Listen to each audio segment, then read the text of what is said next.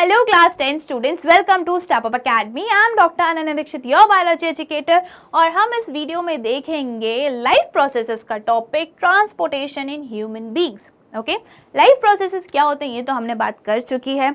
अब ये ट्रांसपोर्टेशन क्या होता है पता ही है आप लोगों को कि movement of things from one place to another. Okay, अब ह्यूमन बीइंग्स में भी काफ़ी सारे एसेंशियल मटेरियल्स का ट्रांसपोर्टेशन होता है. इसके लिए ट्रांसपोर्टेशन सिस्टम बना हुआ है जिसको हम सर्कुलेटरी सिस्टम भी बोलते हैं. सेल्स जो काफ़ी सारा वेस्ट प्रोड्यूस करती है और सेल को जो भी रिक्वायरमेंट होती है थ्रू ट्रांसपोर्टेशन से ही होती है, ट्रांसपोर्टेशन सिस्टम से ही होती है. जैसे कि खाना पचाने के लिए डाइजेस्टिव सिस्टम होता है, हमारी पूरी बॉडी को कंट्रोल करने के लिए नर्वस सिस्टम होता है, कोई वेस्ट को अगर हमारे बॉडी से रिमूव करना है तो एक्सक्रीटरी सिस्टम होता है. वैसे ही ट्रांसपोर्ट करने के लिए होता है circulatory system. All living organisms need a few necessary components like air, water and food for their survival. अब जितने भी living organisms हैं उनको survival के लिए, survive करने के लिए क्या क्या ज़रूरत होती है? Air की, water की, food and food. Okay? अब ये सब उनको कहाँ से मिलता है? On a regular basis, animals ensure these elements by breathing, drinking and eating.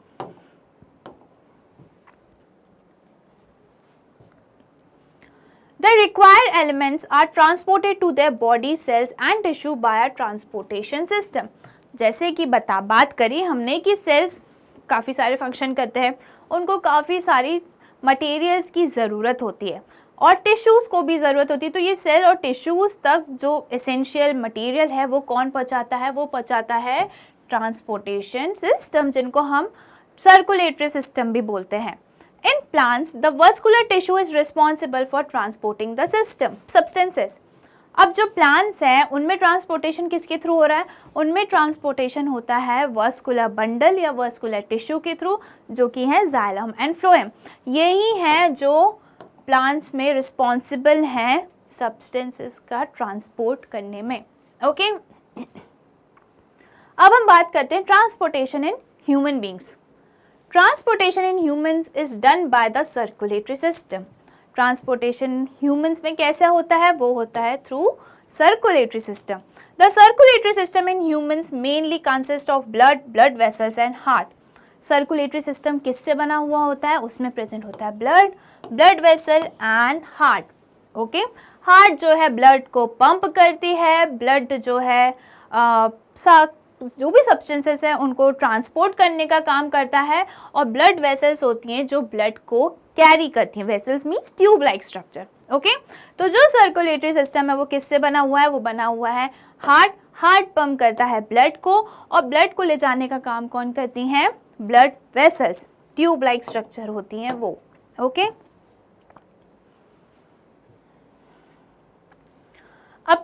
क्या फंक्शन करती हैं? It is responsible for the supply of oxygen, nutrients, removal of carbon dioxide and other excretory products. क्या करते हैं? Blood जो भी है essential materials पहुंचाते हैं दूसरे पार्ट्स तक, बॉडी के अलग पार्ट्स तक, है ना, और जो वेस्ट है उसको भी लेकर आते हैं. It also helps to fight the infection, और इनका काम होता है जो भी इन्फेक्शन है उससे लड़ने के भी काम करते हैं ये.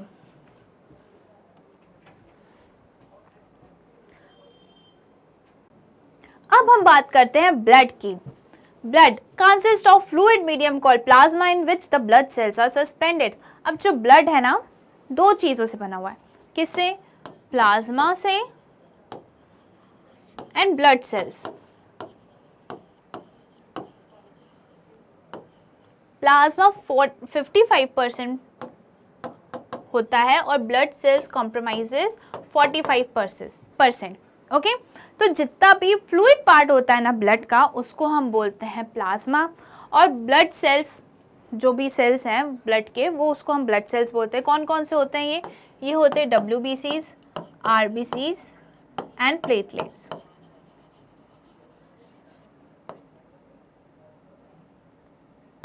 ओके, ये होते हैं. प्लाज्मा जो फ्लूइड पार्ट है उसको हम, ब्लड का जो फ्लूइड पार्ट है उसको हम प्लाज्मा बोलते हैं. ओके, ये दो पार्ट से ब्लड बना होता है, plasma and blood cell. Blood cells भी तीन टाइप के होते हैं. कौन कौन से होते हैं? WBCs, RBCs and platelets. Blood consists of a fluid medium called plasma in which the blood cells are suspended. Plasma transports, plasma क्या क्या transport करता है? Food, carbon dioxide and nitrogenous waste in dissolved form. Oxygen is carried by the red blood cell और red blood corpuscles. Okay? क्या होता है? जो plasma है वो ट्रांसपोर्ट करता है, क्या क्या ट्रांसपोर्ट करता है? फूड ट्रांसपोर्ट करता है, कार्बन डाइऑक्साइड, नाइट्रोजनस वेस्ट, ये सब ट्रांसपोर्ट कौन करता है? प्लाज्मा। और जो ऑक्सीजन का ट्रांसपोर्टेशन है वो कौन करता है? आरबीसीज। ओके, अगर आपसे पूछा जाए कि ऑक्सीजन को कौन ट्रांसपोर्ट करता है तो आप बताओगे आरबीसीज।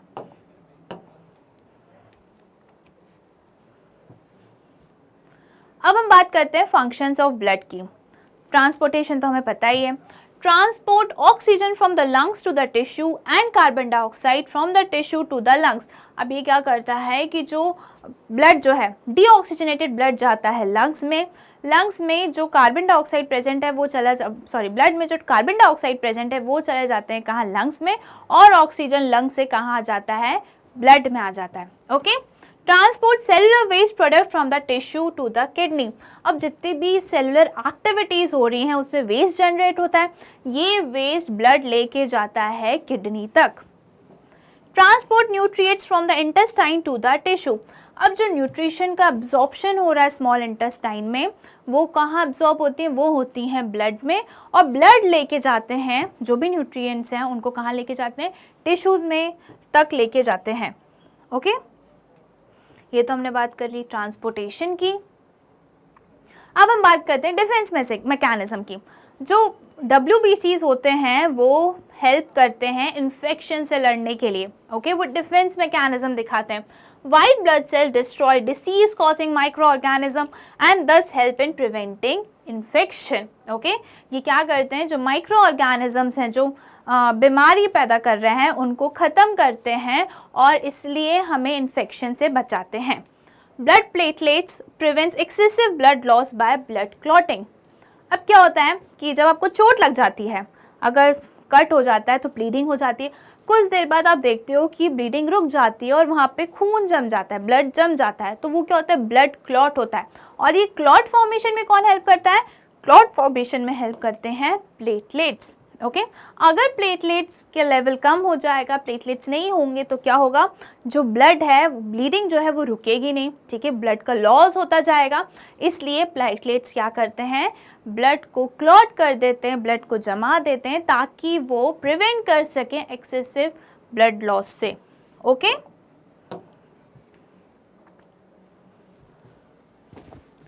अब हम बात करते हैं हार्ट की। हमने बात तो कर ली ब्लड की, अब हम बात करते हैं कि हार्ट की।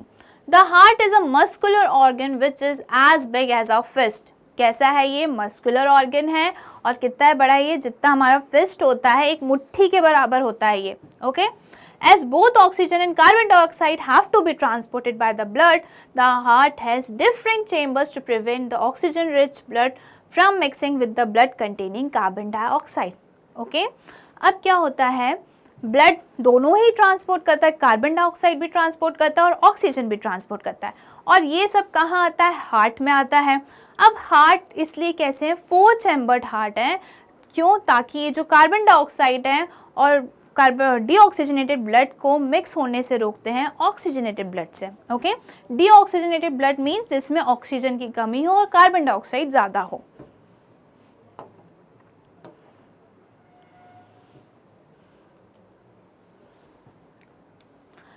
Location. The heart is a muscular organ located in the chest cavity towards the left side. अब ये कहाँ प्रेजेंट होता है? चेस्ट कैविटी में प्रेजेंट होता है और लेफ्ट साइड में होता है ये। साइज कितना बड़ा साइज क्या होता है? In adult human it is about the size of 1 fist. ये तो हम बात कर चुके हैं कि हार्ट का साइज कितना होता है? एक मुट्ठी के बराबर होता है।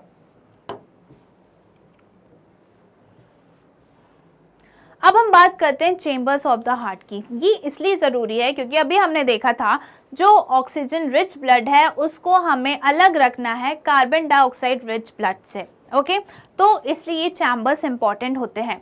Internally the heart is divided into 4 chambers. Heart जो है वो 4 चैम्बर्स में डिवाइडेड है। ओके, आपको यहाँ दिख रहा है right atrium, right ventricle, left atrium and left ventricle. ये 4 चैम्बर्स होते हैं। Two thin walled upper chambers, left atrium and right atrium.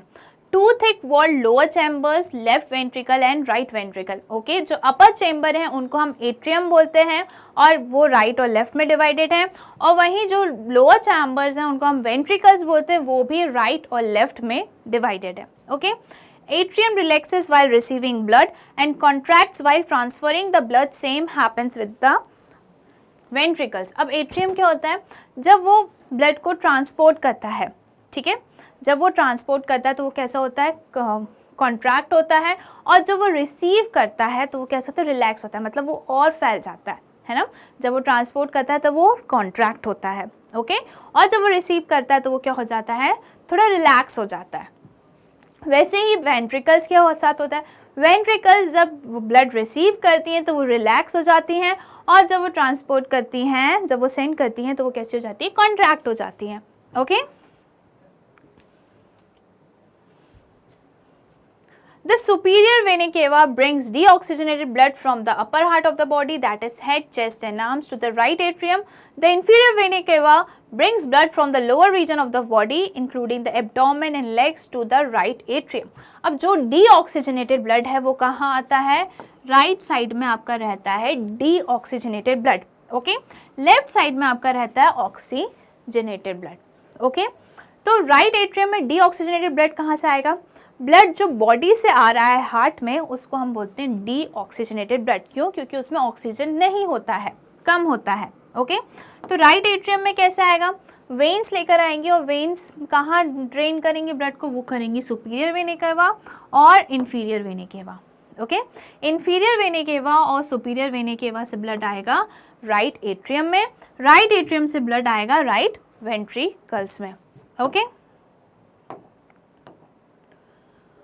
ये हमने बात कर ली है। The blood from the right atrium enters the right ventricle. From the right ventricle, the blood is sent to the lungs through the pulmonary artery. Okay, जो blood है वो कहाँ गया? राइट वेंट्रिकल में आ गया, राइट वेंट्रिकल से वो जाएगा पल्मोनरी आर्टरी में, पल्मोनरी आर्टरी से ब्लड पहुंचेगा लंग्स में, वहाँ पे गैसियस एक्सचेंज होगा, कार्बन डाइऑक्साइड लंग्स में चला जाएगा, लंग्स से ऑक्सीजन ब्लड में आ जाएगा। ये बात हो गई किसकी? डीऑक्सीजनेटेड ब्लड की। अब हम बात करते हैं ऑक्सीजनेटेड ब्लड की। अब जो लंग्स में गैसियस एक्सचेंज हो गया, लंग्स के थ्रू ब्लड कहाँ पहुंचेगा? लंग्स से ब्लड पहुंचेगा हार्ट में, वो भी लेफ्ट साइड में। ओके, तो वो किसके थ्रू जाएगा?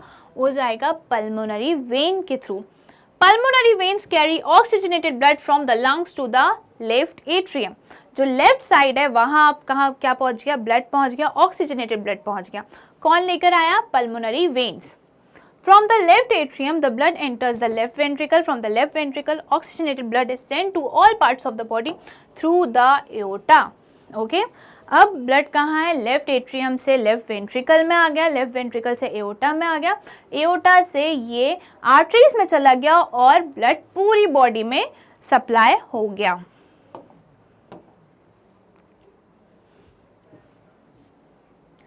अब बात करते हैं हार्ट वॉल्स की।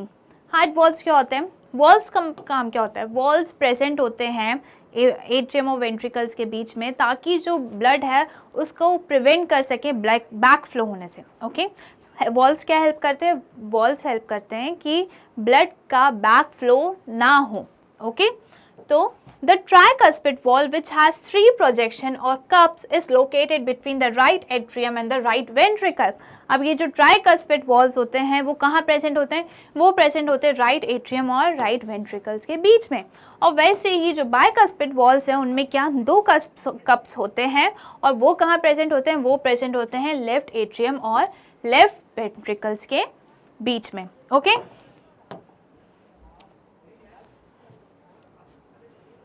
the opening of the left ventricle into the aorta and the opening of the right ventricle into the pulmonary artery is guarded by the semilunar valve. Okay? जब blood वेंट्रिकल से निकलता है तो वो भी guarded by होता है किससे? वॉल्व से। ओके, और उसको हम बोलते हैं सेमील्यूनर वॉल्व्स। जब ब्लड कहाँ से? राइट वेंट्रिकल से पल्मोनरी आर्टरी में जाता है तब भी क्या होता है? सेमील्यूनर वॉल्व के थ्रू जाता है। और जब ब्लड जो है वो लेफ्ट वेंट्रिकल से एओर्टा में जाता है, तब भी वहाँ क्या प्रेजेंट होते हैं, सेमी ल्यूनर वॉल्व्स प्रेजेंट होते हैं। ओके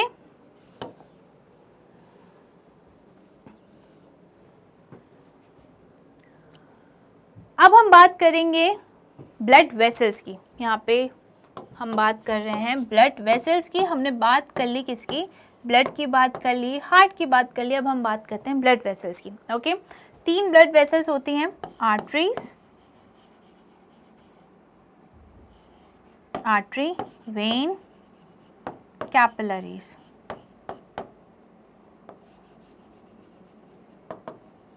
ओके ये होती हैं। अब क्या होता है कि आर्टरी जो है हमने पढ़ा, ऑक्सीजनेटेड डीऑक्सीजनेटेड ब्लड हमने पढ़ लिया। ओके आर्टरी जो होती हैं वो हार्ट से ब्लड रिसीव करती हैं। क्या करती हैं, वो हार्ट से ब्लड रिसीव करती हैं और सारी बॉडी पार्ट्स में ऑर्गन्स तक ये ब्लड पहुंचाने का काम करती हैं। ओके अब ये जो वेन है, वेन जितना भी ब्लड से बॉडी से ब्लड लेकर आता है हार्ट में। ओके आर्टरी क्या करती है, हार्ट से ब्लड ले जाती है डिफरेंट ऑर्गन्स तक, और डिफरेंट ऑर्गन से वेन ब्लड को वापस लेकर आती है कहाँ पे, हार्ट तक। ओके अब ये जो बात है कैपिलरीज की, हमने पढ़ा है कि ब्लड जो है वो ट्रांसपोर्टेशन का काम करता है, ये तो हमको पता ही है। अब ट्रांसपोर्टेशन कहाँ होता है, ट्रांसपोर्टेशन होता है ये कैपिलरीज में। ओके आर्टरीज जो होती हैं वो फाइन ब्रांचेस में डिवाइड हो जाती हैं और वो बनती हैं कैपिलरीज। कैपिलरीज जॉइन होके बनती हैं वेन्स। सबसे पहले क्या हुआ, आर्टरी ब्लड लेकर आई ऑर्गन्स तक, ऑर्गन से आर्टरी जो है वो डिवाइड हुई किसमें, कैपिलरीज में, वहाँ पे मटेरियल्स का एक्सचेंज हुआ, फिर जो डीऑक्सीजनेटेड ब्लड था वो वापस कहाँ आ गया, वेन में आ गया, और वेन से कहाँ पहुँच गया, हार्ट में। ओके अब हम इसको डिटेल में देखते हैं।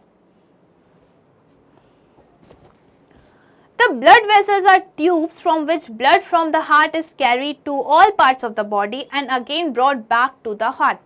Okay? अब blood vessels जो हैं वो सारे अलग अलग बॉडी पार्ट्स तक लेके जाती है और अलग अलग बॉडी पार्ट से ब्लड कहाँ आ जाता है, वापस हार्ट तक। और ये सब कौन करता है, blood vessels. Vessels means tube like structure. There are 3 types of blood vessels. अब कितने टाइप्स की हैं, 3 टाइप्स की है, वो हम देख ही चुके हैं। Blood artery, when and capillaries. अब आर्टरी की बात करते हैं। These vessels carry blood away from the heart. ये क्या हो रहा है, हार्ट से ब्लड ले रही हैं और ब्लड को हार्ट से दूर लेके जा रही है ना, तो इसलिए क्या हुआ, away from the heart to various organ of the body. The blood emerges from heart under high pressure. The arteries have thick elastic wall. अब आर्टरीज की वॉल कैसी होती है, थिक होती है और इलास्टिक होती है। क्यों होती है, क्योंकि जो हार्ट से ब्लड आ रहा है वो हाई प्रेशर में होता है। ठीक है, उसका प्रेशर कैसा होता है, हाई होता है, और इसको टॉलरेट कर सके आर्टरीज, इसलिए आर्टरीज की वॉल थिक होती है और इलास्टिक होती हैं।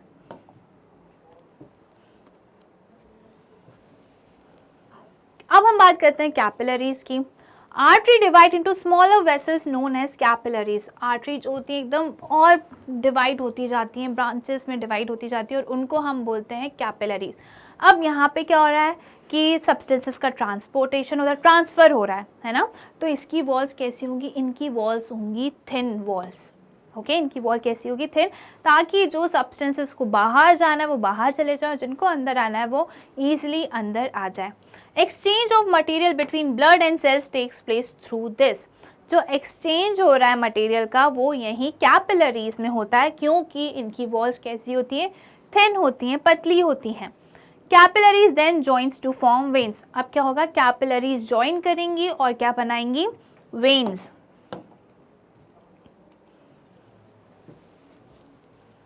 A vein is a vessel which collects blood from different organ and bring it to the heart. अब वेन्स क्या करती हैं, अलग अलग ऑर्गन से, अलग अलग बॉडी पार्ट से ब्लड को कलेक्ट करती हैं, वो लेकर आती हैं ब्लड को हार्ट की तरफ। They have thin walls. इनकी भी वॉल कैसी होती है, थिन होती है। क्यों, क्योंकि इनमें प्रेशर जो होता है वो कम हो जाता है। The veins have walls which prevent the back flow of blood. अब वेन्स में होता है वॉल, वेन्स में क्या होते हैं, वॉल्स होते हैं, ताकि ये ब्लड के बैक फ्लो होने से रोक सके। ओके ब्लड एक ही डायरेक्शन में मूव करें, इसलिए वॉल्स प्रेजेंट होते हैं। अब हम बात करते हैं डबल सर्कुलेशन की। अब बात करते हैं डबल सर्कुलेशन की। क्या होता है डबल सर्कुलेशन? हमें पता है कि ब्लड में ऑक्सीजनेटेड ब्लड और डीऑक्सीजनेटेड ब्लड दोनों आता है ना। तो ये क्या है, जब हार्ट में ब्लड 2 बार आता है तो इसको हम बोलते हैं double circulation. The heart receives deoxygenated blood from different parts of the body. Heart क्या करता है, डीऑक्सीजनेटेड ब्लड को रिसीव करता है और फिर भेजता है कहाँ, लंग्स में, and it pumps this blood to the lungs. Okay, lungs से ब्लड में जो डीऑक्सीजनेटेड ब्लड है, कार्बन डाइऑक्साइड कहाँ चला जाएगा, लंग्स में चला जाएगा, और ऑक्सीजन वापस लंग्स में आ जाएगा, और ये क्या हो जाएगा, ऑक्सीजनेटेड ब्लड वापस कहाँ जाएगा, हार्ट में। The oxygenated blood from the lungs returns to the heart, then pumped again into different part of the body by the arteries। यहाँ पे arteries आएगा। ओके, क्या हुआ, ब्लड में, हार्ट में ब्लड आया, डीऑक्सीजनेटेड ब्लड आया, डीऑक्सीजनेटेड ब्लड गया लंग्स में, लंग्स में जो ऑक्सीजनेटेड ब्लड था वो वापस कहाँ आया, हार्ट में। अब हार्ट से ये ब्लड कहाँ जाएगा, डिफरेंट बॉडी पार्ट्स तक पहुँचेगा। तो ये क्या हुआ, हार्ट में ब्लड 2 बार आ रहा है, इसलिए हम इसको क्या बोल रहे हैं, डबल सर्कुलेशन। ओके, 2 बार कैसे आ रहा है, एक बार लंग्स से आ रहा है और एक बार दूसरे डिफरेंट, अलग अलग different parts of the body से आ रहा है। Okay, thus the blood passes twice through the heart making one complete round through the body। This is called double circulation। Okay, ये डबल सर्कुलेशन है। यहाँ पे क्या हुआ, हार्ट में ब्लड आया कहाँ से, लंग्स, डीऑक्सीजनेटेड ब्लड आया अलग अलग बॉडी पार्ट से, फिर वो कहाँ गया, लंग्स में गया, लंग्स से ऑक्सीजनेटेड ब्लड वापस हार्ट में आया और हार्ट से ये डिफरेंट बॉडी पार्ट्स तक पहुँच गया। अब हम बात करते हैं दूसरे वर्टिब्रेट्स में हार्ट कैसा होता है। तो सबसे पहले हम बात करते हैं फिश की। फिश में जो होते हैं 2 चैम्बर्ड हार्ट होते हैं। जैसे हमारे पास 4 चैम्बर्ड हार्ट है, वैसे फिश के पास कैसे 2 चैम्बर्ड हार्ट है, 1 एट्रियम एंड 1 वेंट्रिकल। जो हार्ट है वो डीऑक्सीजनेटेड ब्लड डायरेक्टली गिल्स को ट्रांसफ़र कर देता है और गिल्स से ब्लड जो होता है ऑक्सीजनेटेड ब्लड वो डिफरेंट ऑर्गन्स तक सप्लाई हो जाते हैं। Okay, the heart pumps deoxygenated blood to the gills for oxygenation। The oxygenated blood from the gills is supplied to all the body parts।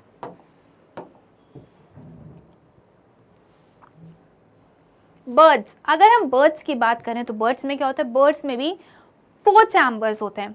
4 chambered heart, 2 atria and 2 ventricle। The left side of the heart is completely separated from the right side of the heart to prevent mixing of oxygenated and deoxygenated blood। Okay, तो birds में भी कैसे 4 chambered heart हैं, 2 ventricles, 2 atrium, ताकि oxygenated blood और deoxygenated blood को अलग अलग रख सके, उनकी मिक्सिंग ना हो, इसलिए बर्ड्स के पास भी कैसे हैं 4 चैम्बर्ड हार्ट हैं। अब हम बात करें ब्लड प्रेशर क्या होता है। मैंने आपको बताया अभी थोड़ी देर पहले कि जो हार्ट से ब्लड आर्टरीज में आ रहा है वो कैसा है, अंडर हाई प्रेशर है। ओके, तो उसको हम ब्लड प्रेशर बोलते हैं। क्या होता है ये और अच्छे से समझ लेते हैं।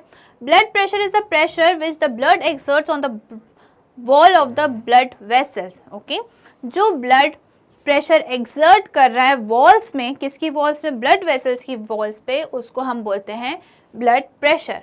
The blood pressure in the arteries during ventricular systole is called systolic pressure. Okay, arteries में जो भी ब्लड प्रेशर है कब, वेंट्रिकुलर सिस्टोल के टाइम पे, उसको क्या बोलते हैं, सिस्टोलिक ब्लड प्रेशर। और वेंट्रिकल्स अगर डायस्टोल कर रही हैं तो उसको हम बोलेंगे diastolic pressure. Okay, and the blood pressure in the arteries during the ventricular diastole is called diastolic pressure। The normal blood pressure for an adult human is 120/80 mmHg। कितना होता है ये 120/80 mmHg जो है वो नॉर्मल ब्लड प्रेशर है adults में।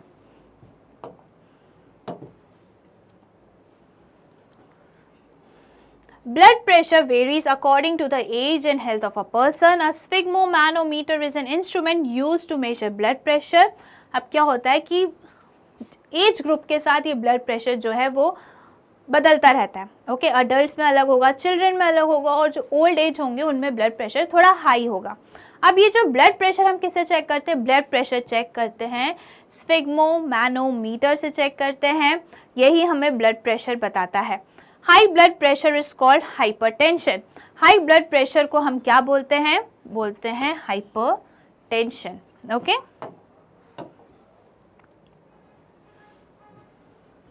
अब हम बात करते हैं लिम्फ की कि लिम्फ क्या होता है। क्या होता है कि जब ब्लड जाता है आर्टरी से कैपिलरीज में तो कुछ प्लाज्मा, ठीक है, कुछ प्लाज्मा पीछे छूट जाता है और पूरा के पूरा ब्लड जो है वो वापस रिटर्न नहीं आ पाता है, ठीक है। प्लाज्मा जो है वो पूरा वापस हार्ट तक रिटर्न नहीं आ पाता है और जो पीछे रह गया है प्लाज्मा उसको हम बोलते हैं lymph. Okay, some amount of plasma, proteins and blood cells escape into intercellular spaces in the tissue through the walls of capillaries. This is known as lymph. Okay, plasma क्या होता है? कुछ प्लाज्मा, प्रोटीन्स और blood cells जो हैं वो पूरे के पूरे हार्ट्स तक नहीं पहुंच पाते, कुछ पीछे छूट जाते हैं और वो कहाँ पहुंच जाते हैं? इंटरसेलुलर स्पेसेस में, और उसको हम क्या बोलते हैं? लिम्फ बोलते हैं। ओके, ये येलो कलर फ्लूइड होता है। कैसा होता है? येलो कलर फ्लूइड होता है, या कोई उसको कलरलेस भी बोलते हैं। It is colourless and contains less protein. The lymphatic system carries excessive tissue fluid back to the blood. Okay, जैसे सर्कुलेटरी सिस्टम है ब्लड को कैरी करने के लिए, ब्लड को ट्रांसफ़र करने के लिए, वैसे ही लिम्फेटिक सिस्टम है जो लिम्फ को कैरी करती है। जो एक्सेस फ्लूइड पीछे है, टिश्यूज़ में प्रेजेंट है, उसको कौन कैरी करता है? Lymphatic system. ओके, ये जो आपको पिक्चर दिख रही है इसमें ये जो ग्रीन पार्ट्स है ना, ये क्या है? लिम्फेटिक सिस्टम है। जैसे कि ब्लड वेसल्स होती हैं ब्लड को कैरी करने के लिए, वैसे ही लिम्फेटिक वेसल्स होती हैं जो लिम्फ को कैरी करती है। और लिम्फ क्या है? एक्स्ट्रा फ्लूइड है, जो इंटरसेलुलर स्पेस में प्रेजेंट था वो है। तो यहाँ हमने हमारा पूरा circulatory system, transportation in human beings कैसे होता है वो हमने अच्छे से देख लिया है। ऐसे ही और वीडियोस देखने के लिए आज ही स्टेप अप अकेडमी को सब्सक्राइब करिए, जहां आपको मिलते हैं केजी से लेकर 12 तक के सारे सब्जेक्ट्स के सारे वीडियोस फ्री। साथ ही साथ नीट, जेईई, सीयूईटी की भी प्रिपरेशंस होती हैं। Thank you.